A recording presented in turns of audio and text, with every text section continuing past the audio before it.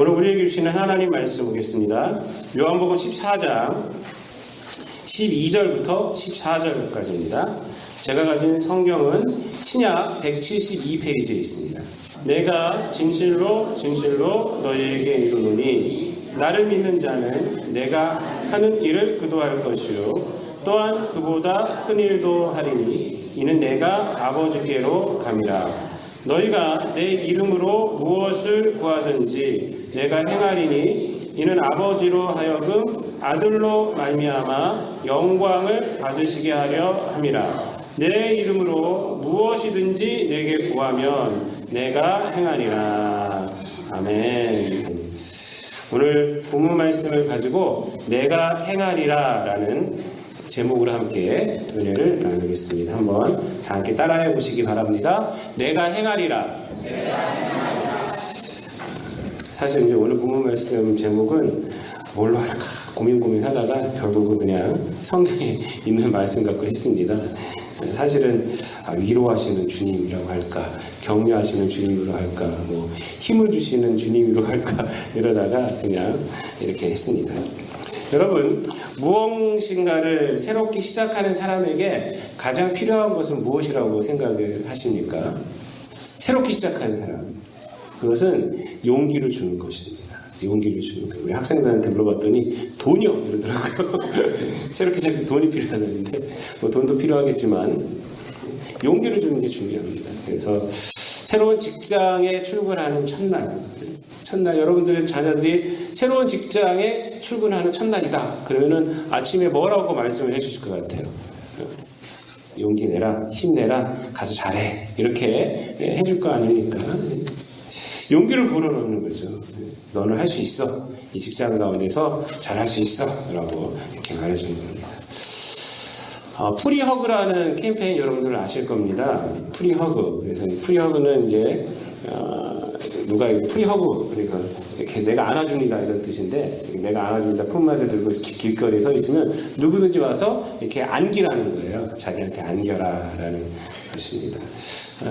뭐 어떤 유명 연예인들이 뭐 드라마나 무슨 영화 같은 것을 이제 할 때 어느 정도 시청률이 올라온다거나 아니면 그 어느 정도 그 관객들이 뭐 몇백만 정도 이상 되면 뭐 내가 어디 지역에 가서 예당국회 앞에서 내가 프리허그를 하겠다 뭐 이런 공약을 이렇게 내세우기도 합니다. 그래서 사람들이 거기 가서 그 연예인에게 한번 안겨도 보고 막 좋아도 하고 그러는데 사실 프리허그는 뭐 그런 건 아니고요. 프리허그는 언제부터 시작됐냐면 2001년도에 사실은 시작이 되었습니다.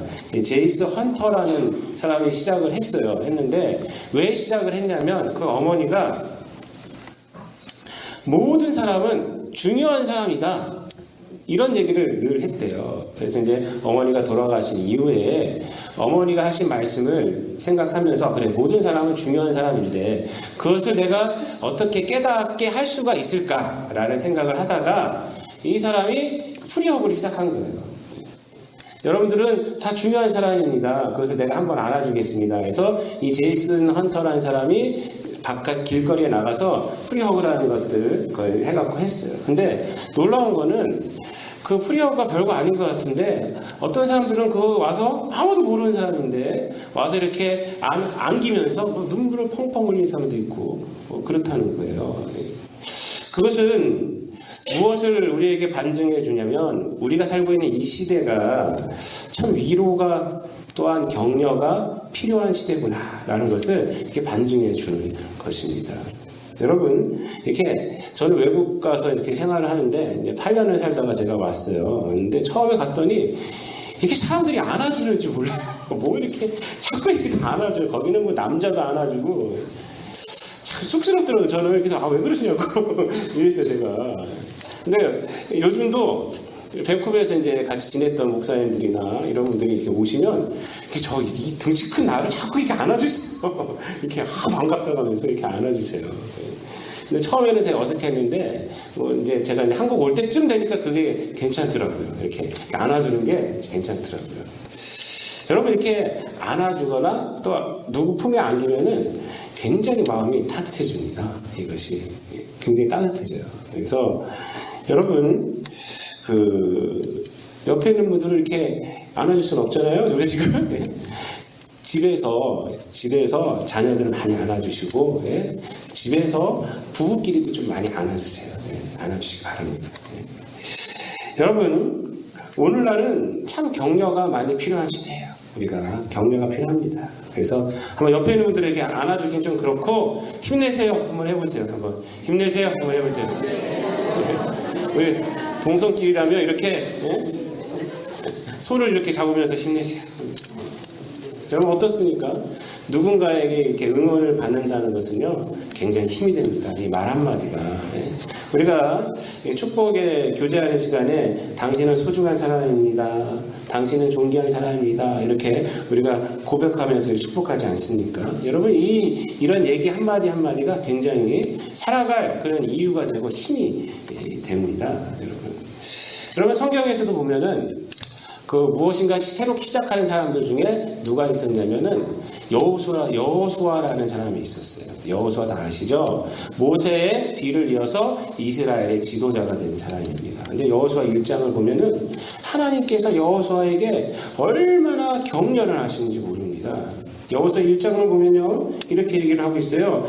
네 평생에 능히 너를 데려갈 자가 없을 것이다. 내가 모세와 함께 있었던 것 같이 너와 함께 있을 것이다. 강하고 담대하라. 두려워하지 말라. 놀라지 말라. 네가 어디로 가든지 네 하나님 여호와가 너와 함께 갈 것이다. 이렇게 1장에 보면 이 얘기가 계속 나와요. 계속 나옵니다. 이렇게 막 격려를 해주고 있어요. 이제 여호수아가 이제 모세의 뒤를 이어서 이제 이스라엘을 다스려야 되거든요. 가나안 땅에 이제 들어가야 되는 것입니다. 그러니까 여호수아가 어떻겠어요? 마음이 그때 하나님께서 두 말 안 하시고 내가 너와 함께한다. 이렇게 얘기를 합니다. 그 여호수아는 하나님의 격려에 힘입어서 이스라엘의 새로운 지도자가 되었고 가나안 땅 정복 전쟁을 승리로 이끌 수가 있었습니다. 그리고 마지막에 여호수아 이제 마지막에 가면은 뭐라고 그러냐면 나는 그 하나님을 선택할 것이다. 너희들 택할 자를 선택해라. 나는 하나님을 택할 것이다. 왜? 하나님께서 위로하시고 격려하시고 하나님께 힘주셔서 여기까지 왔기 때문에 그걸 자기가 알았기 때문에 이렇게 말한 것이에요. 여러분 오늘 본문의 내용도 보면은 무슨 얘기냐면 오늘 본문의 내용은 예수님께서 제자들에게 크게 위로를 하고 있는 말씀입니다. 보세요. 12절부터 14절까지 말씀은 어떤 내용이냐면 내가 하는 일을 너도 할 수 있다. 너희들도 할 수 있다. 또 어디까지 말하고 있습니까? 그것보다 더 큰 일도 할 수 있다 너희들이. 이렇게 하고 말하고 있어요. 그리고 또 무엇이라고 말하고 있습니까? 내 이름으로 무엇이든지 구해라. 내가 해줄게. 이렇게 하고 있어요. 내 이름으로 무엇이든지 구해. 내가 행할게. 그걸 두 번이나 반복해서 해주고 있습니다. 제가 우리 아들들한테 늘 하는 소리가 그거예요. 뭐든지 구해라. 아빠가 해줄게. 얘기를 합니다. 애들이 이제 구하면은 여러 가지 이제 해줄 수 있는 건 해주고 이제 해줄 수 없는 거는 제가 이렇게 미루고 있지만 여러분 하나 그래도 그 얘기를 듣는 아들은 든든한 거예요. 든든한 거예요. 아 우리 아빠는 내가 말만 하면 다 해준대 이렇게 하고 다니는 겁니다. 여러분 제자들에게 지금 예수님께서 이렇게 말하고 있습니다. 아마 지금 제자들의 상태에서는 이 말씀을 하시는 예수님이 좀 이해가 안 되지만 예수님이 갑자기 왜 저렇게 통 크게 이렇게 나가실까 이렇게 아마 생각될 거예요. 그런데 예수님께서 제자들에게 이렇게 말씀하시는 이유가 있습니다. 왜 그러냐면 이제 제자들은 예수님 없는 세상에서 살아가야 하기 때문에 그래요. 이제 예수님 부재의 세상에서 제자들이 앞으로 살아갑니다. 지금 예수님께서 이 요한복음 13장 또 14장 이렇게 해서 계속 반복적으로 하시는 말씀이 뭐냐면 나는 떠나서 아버지께로 간다. 이 얘기를 하고 있어요. 특별히 24장에서 난 떠나서 아버지께로 간다. 라고 계속 얘기를 하고 있어요. 여러분 예수님이 제자들을 떠난다는 것은요. 제자들에게는 충격입니다. 충격이에요. 하나님께로 간다는 것은 뭐예요? 죽는다는 소리 아니에요. 여러분 제자들에게 예수님은 어떤 분일 것 같습니까? 요 상황 가운데서 여기까지 해서 여러분 제자들이 예수님을 따랐다는 것은요 그들의 인생에서 보통 사건이 아니에요. 왜 그러냐면 제자들이 예수님을 따를 때 그 시점은 제자들이 어렸을 때가 아니란 말이에요. 제자들이 성년이 돼서 예수님을 따랐어요. 자기 직업도 내팽개치고요. 아마 처자식도 내팽개쳤을 거예요. 베드로 같은 경우는 결혼을 했었으니까.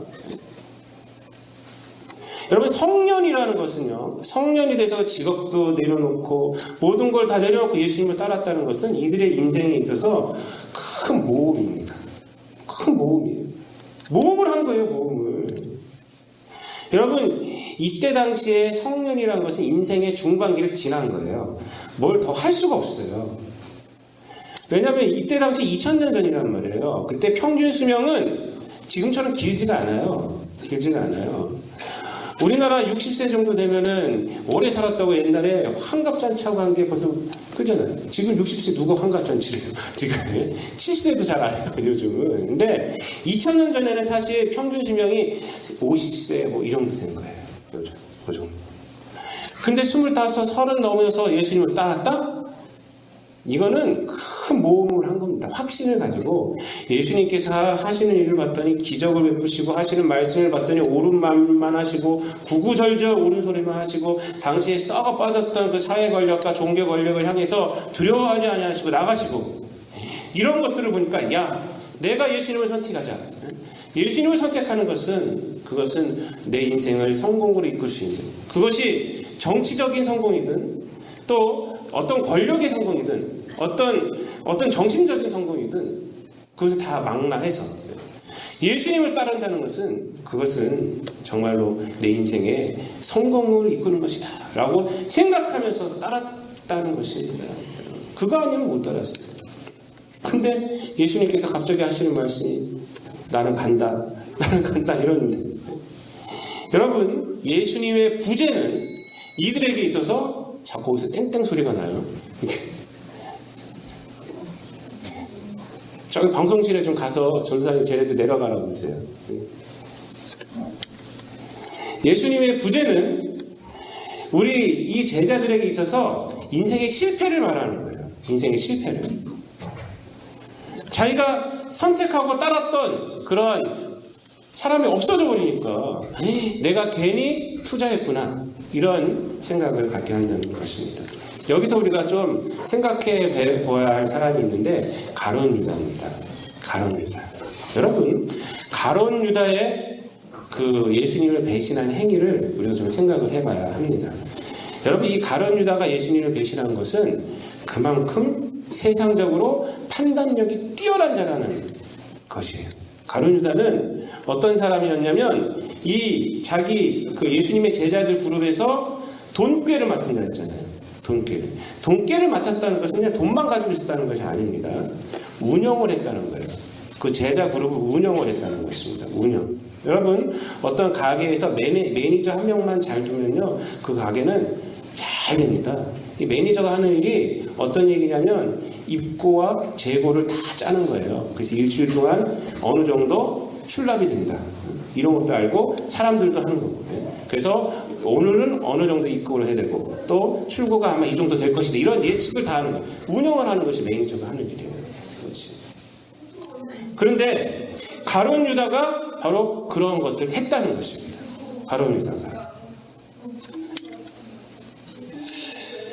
그래서 가룟 유다가 이렇게 보니까 예수님을 보니까 예수님이 향하시는 행보가 가룟 유다도 분명히 뭐라고 생각하고 따랐겠느냐, 내 인생을 성공으로 이끌 분이 그 예수님이다 하고 따랐을 텐데 예수님이 예루살렘에 들어가서 하는 거 봤더니 아니야.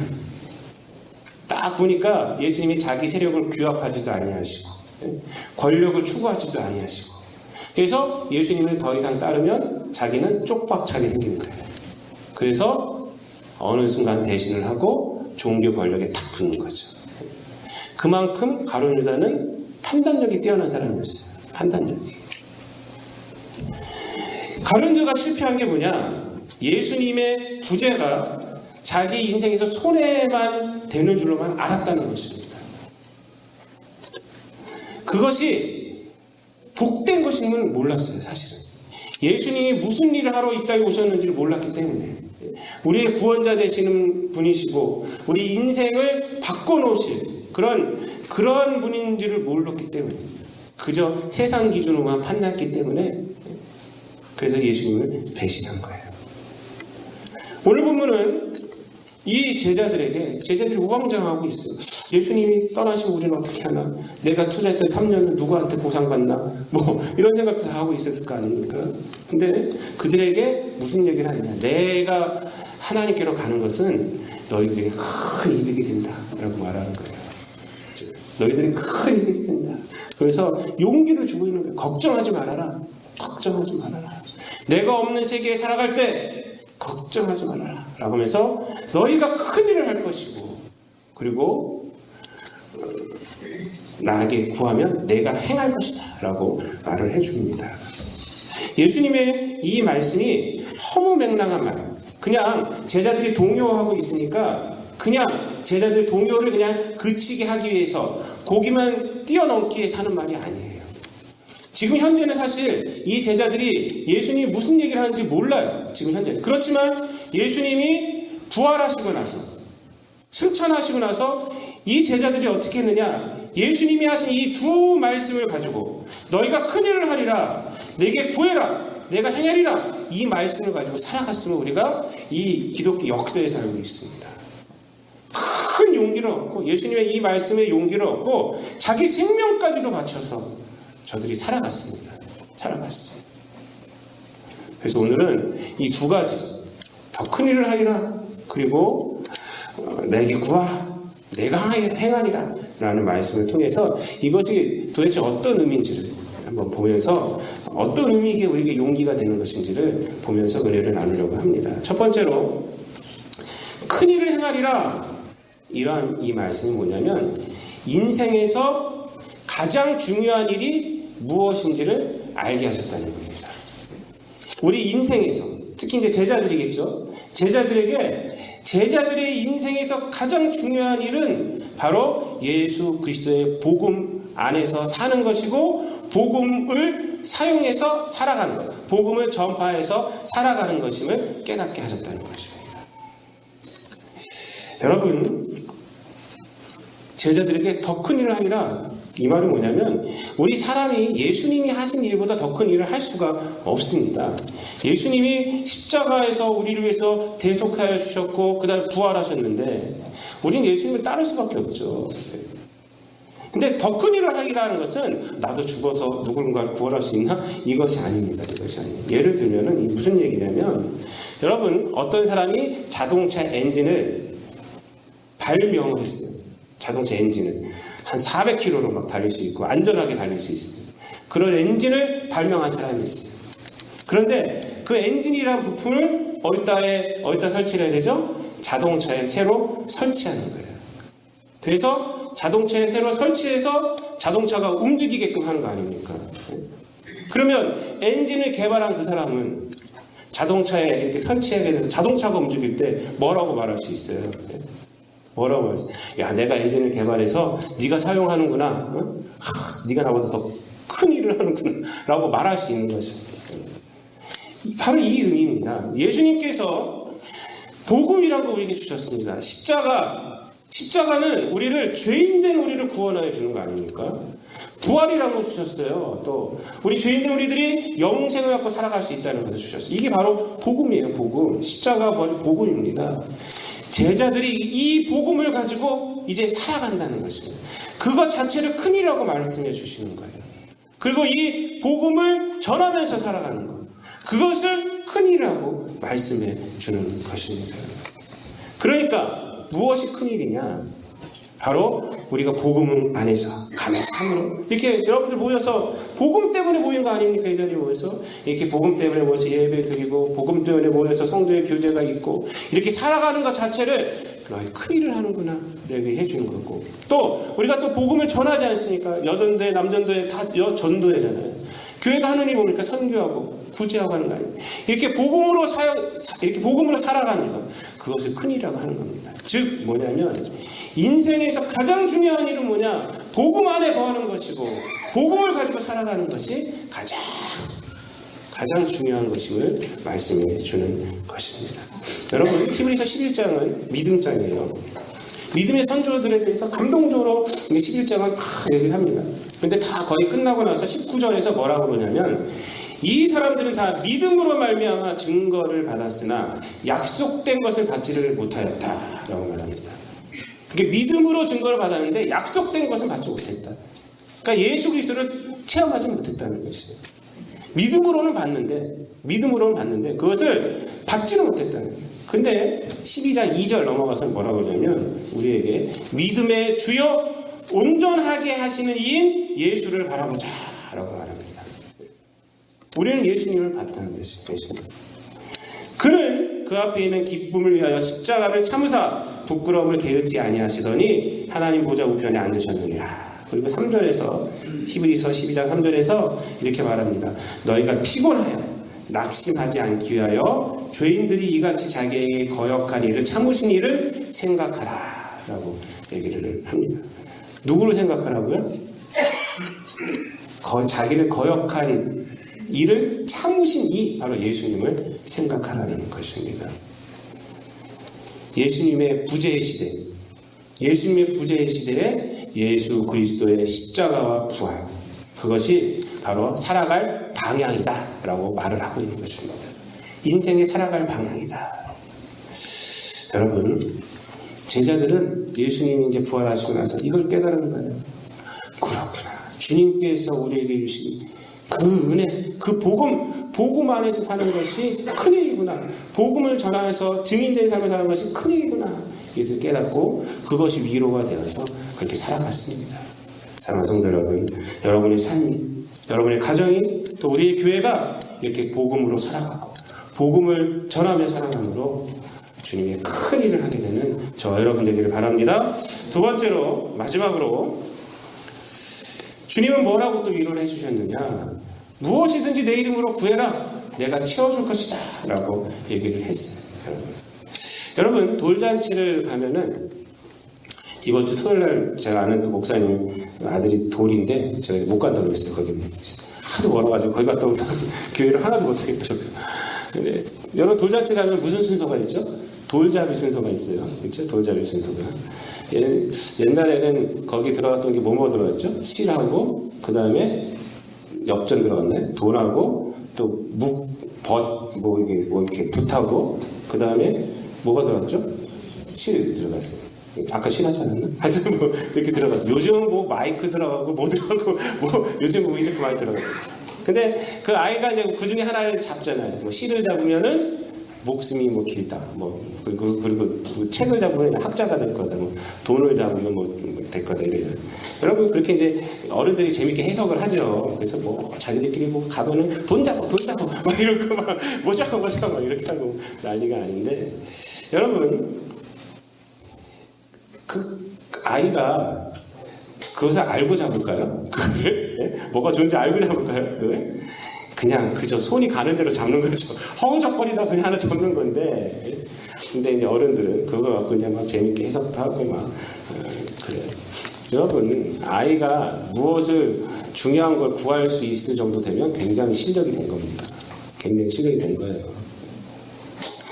우리들도 마찬가지예요. 우리들도 무엇을 구하는 걸 보면요, 그분의 실력을 알 수가 있어요. 그분의 수준을 알 수 있어요. 사실은 뭐 처지도 알 수 있지만, 우리가 배고픈데 먹을 거 구해야죠. 우리가 처지도 알 수 있지만, 배부르고 그럴 때는 우리 진서가 돈에 대해서 개념이 별로 없어요. 그래서 10,000원짜리 한 장하고 1,000원짜리 5장이면 1,000원짜리 5장을 선택해요. 요즘은 모르겠어요. 요즘은 돈을 좀 알더라고요. 요즘은. 얼마 전까지만 해도 그랬어요. 많은 걸 선택하지 작은 걸 선택 안 합니다. 가치를 모르니까. 여러분, 이렇게 가치를 알게 됐을 때 우리는 좀 이제 성숙했다 이렇게 말하는 것입니다. 여러분, 예수님의 이름으로 구하라 이렇게 말하고 있어요. 예수님의 이름으로 구하라. 이 말은 뭐냐면, 여러분, 이름이라는 것은 그 사람의 인격을 말합니다. 예수님의 이름을 내 이름으로 구해라. 이 말은 뭐냐면 예수님의 이름에 합당하게 구할 줄 아는 수준을 말하는 거예요. 사실은 그 수준을 말하고 있는 것입니다.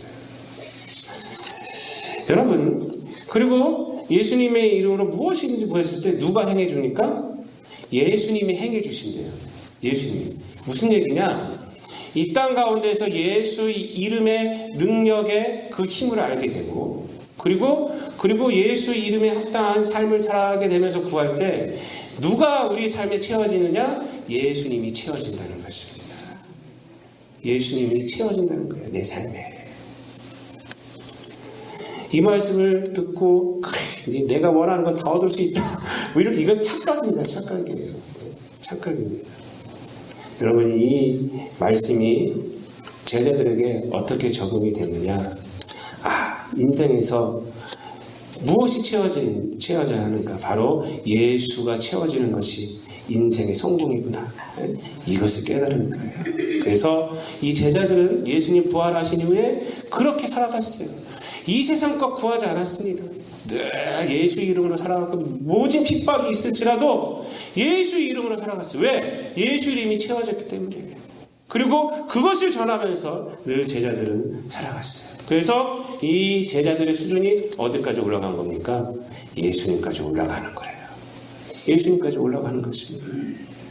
그래서 이 세상 가운데서 무엇을 구해야 할지를 알게 되는 것이에요. 무엇을 구해야 할지를. 네, 주 안에서 있기 때문에. 그래서 예수 이름에 합당한 것을 구하고, 주의 사역을 하면서 그런 걸 구하고, 그런 걸 구하면서 살아가기 때문에 예수의 이름의 능력이 채워지는 삶을 살아간 것입니다. 여러분, 주님께서는 지금 제자들에게 너희들이 이제 내 부재의 시대를 살아가야 한다 라고 하면서 이 두 가지 말씀을 주셨어요. 그러면서 용기를 주시고 격려를 지금 주고 있는 것입니다. 제자들은 지금 이 순간은 깨닫지 못했지만 예수님 부활하신 이후에 그것을 깨닫고, 그래 주의 일을 하는 것이 가장 인생의 큰 일이구나. 그리고 인생의 성공은 예수로 채워지는 것이구나. 그것을 깨닫고 그렇게 인생을 살아갔습니다. 그래서 결과적으로 어떻게 됐습니까? 예수님은 이스라엘에만서 사역하셨죠. 거기서 복음을 완성했지만 제자들의 사역을 통해서 전 세계로 이 복음이 전파되게 된 것입니다. 진짜 큰일을 한 것이죠. 큰일. 사랑하는 성도 여러분, 오늘도 우리도 예수님의 부재의 시대를 살아가고 있습니다. 예수님 여전히 제자들에게 말씀하신 것처럼 저와 여러분에게 오늘 말하고 있습니다. 여러분, 이렇게 말하고 계세요. 너희가 큰일을 할 것이다. 무엇이든지 내 이름으로 구해라. 내가 행할 것이다. 나로 채워라. 라고 말하고 있습니다.